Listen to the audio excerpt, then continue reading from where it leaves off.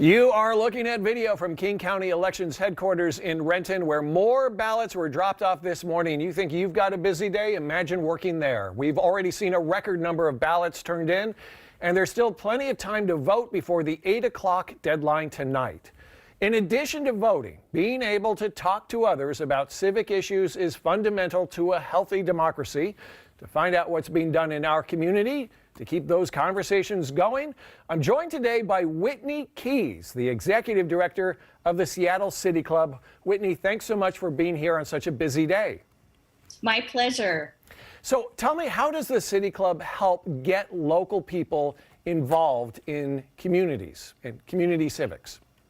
Well, we've been doing this for about 40 years. We were started back in the 80s by 8 women who were actually left out of civic engagement in our community. There were a lot of clubs that were men only at the time, so inclusion was really important to them, especially when it came to talking about civic issues. And so we've been doing that ever since, creating programs that help inform people, get people connected and engaged and inspired when it comes to our democracy. And we do that currently, of course, because of COVID, through a lot of virtual programs right now. You know, we don't know what the election results are going to be, but can we at least predict how the results might impact us here in Washington? Well, we are fortunate here in Washington that despite the stereotypes of the Seattle freeze, I think we're very lucky to have a good community and a great state and a great place where all different opinions are respected. That's what City Club is all about. We are known for having Republicans, Democrats, people who have a variety of different positions, moderates, independents, come together to talk about different issues that impact us, whether that's homelessness, housing, public health, education. And so I think whichever way the dice rolls after the election today, we will still be doing work where we bring different people together and create an environment where diverse perspectives are shared, and it's always respectful, kind, thoughtful conversation. I'm so glad there's an organization like yours. A lot of us live in our own political bubble, but can you give us sort of the bird's eye view? What is the political scene like here in our region?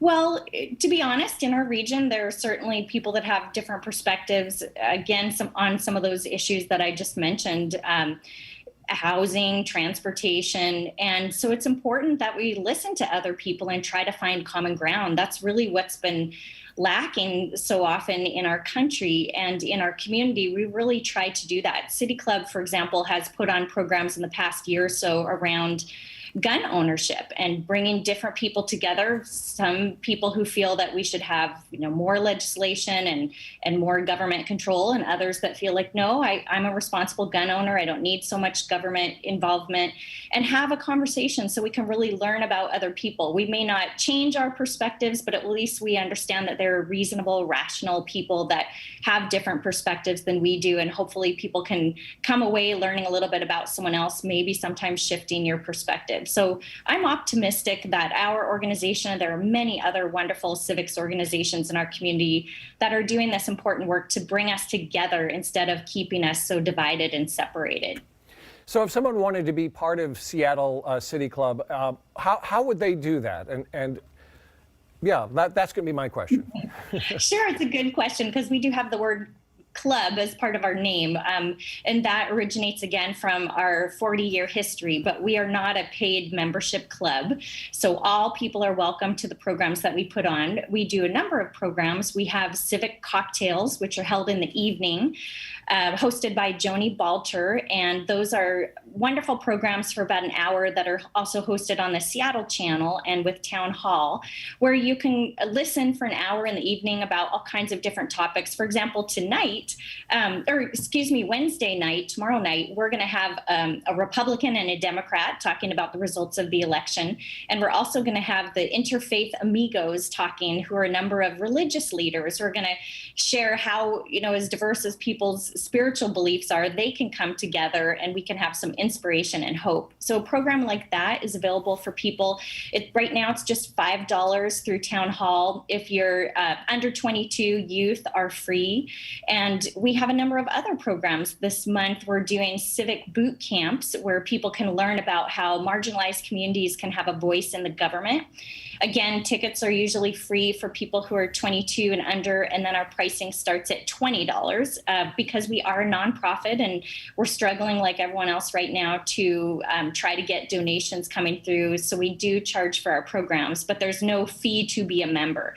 And we put on, again, many more programs throughout the year at a variety of different price points to have so people can have access to the diverse speakers and diverse topics that we put together. Whitney Keyes, it's amazing that what you're doing. You're keeping the conversation going. You're keeping it civil, and we sure need that. Whitney Keyes, the Executive Director of the Seattle CityClub. Thank you so much. Thank you. Well, it seems like Election Day anxiety is impacting lots of different folks across the country this year. Up next, we're going to talk to a clinical psychologist about what is causing rising stress levels in our country and what tools we can use to help.